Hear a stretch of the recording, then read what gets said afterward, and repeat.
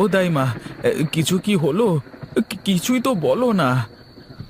আর একটু সবুর কর মাধব। রাধার অবস্থা খুব একটা ভালো না। কি যে হবে কিছুই বুঝতে পারছি না। এমন কথা বলো না দাইমা, তুমি কিছু একটা করো। আমি আমার মতো করে চেষ্টা করছি। তুই বাইরেই থাক বাবা। কিছু হলেই আমি তোকে ডাক দিচ্ছি।